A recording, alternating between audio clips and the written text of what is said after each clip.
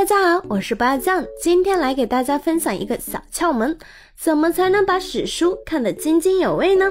对于很多人来说，看史书是一件无聊甚至痛苦的事。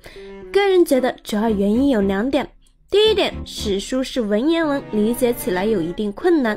第二点，我们读史书时很少会有烧脑、反转、刺激之类的感觉出现。简单来说，就是不精彩，燃不起来。第一点嘛，只要读多了、读熟了，还是可以克服的。所以我想跟大家说的是，怎么解决第二点。相信很多朋友在看史书前都看过一些精彩的历史剧，玩过一些优秀的历史题材游戏，因而对历史产生浓厚的兴趣。这时候很多人就会想，这些历史题材的作品这么精彩，史书应该也很有意思吧。然而当很多朋友真的自己去看了史书后，立马就失望了。怎么这么无聊，这么没劲啊？为什么会这样呢？是因为史书上缺少精彩的事吗？显然不可能啊！史书上记载了那么多战争、权谋斗争，精彩的事肯定很多呀。那既然史书上精彩的事很多，为啥很多人就是感觉不到精彩呢？八酱觉得这不是史书内容的问题，而是史书风格的问题。打个比方，同样是打僵尸，为什么玩生化危机时会觉得恐惧，玩植物大战僵尸时只会觉得搞笑呢？这就是风格的影响。同理，优秀的历史题材作品会让我们觉得精彩，是因为他们的风格就是用上各种办法，不断刺激我们的感官，让我们感到烧脑、反转、刺激，从而大呼精彩。而史书呢，史官表示，我负责的就是尽量简单严谨，不带感情的把事情叙述出来。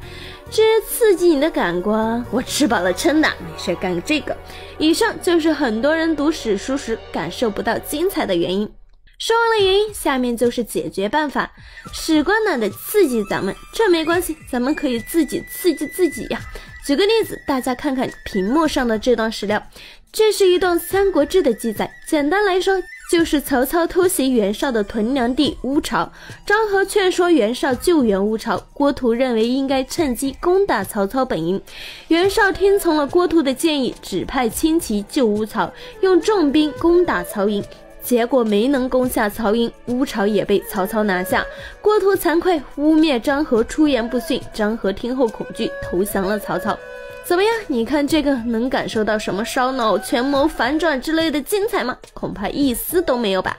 然后别急，接下来我将化腐朽为神奇，让大家看看什么他妈的叫精彩。首先我要切换一下背景音乐。好，下面我们来思考2个问题：一，为什么张合人在前线，却能知道后方的郭图陷害他？他有顺风耳吗？2，郭图为什么就那么坚信，只要诬陷了张合就一定能成功？他就不怕张合回来对峙，不怕袁绍不听自己？怎么样，是不是有点烧脑的感觉了？很好，下面我来谈谈个人的看法。张合为什么会知道郭图在袁绍面前陷害自己？唯一的解释就是张合在出兵前已经预料到了会有这样的结果，所以提前留了细作在本军大营内随时探听消息，果然及时得知了郭图对自己的陷害。张合未虑胜先虑败，提前留了后手，是不是很精彩呢？那么郭图为什么坚信自己只要陷害了张合就能成功呢？他就不怕张合回来跟他对峙？说一下个人猜测，郭图这番谗言不是说给袁绍听的，他并不需要袁绍的相信。事实上，史书本来也没有记载袁绍相信郭图，郭图这话是说给张合听的。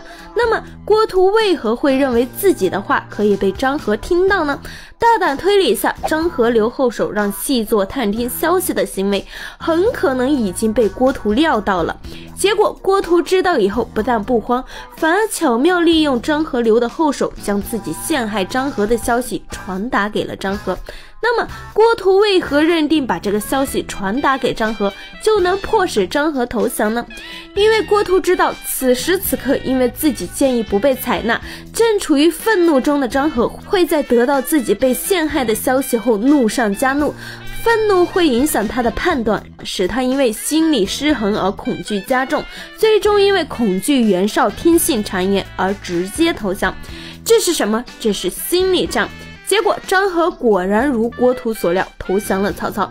那么郭图为什么要迫使张合投降呢？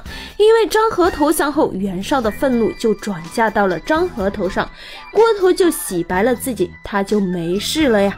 总结一下，反转一，张合虽然计策不被采纳，却预留了后手对付郭图。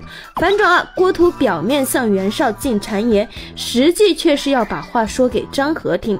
反转三，郭图猜到了张合会对自己留后手，并巧妙利用这个后手把消息传达给了张合，最终使张合陷入了心理圈套，投降了曹操。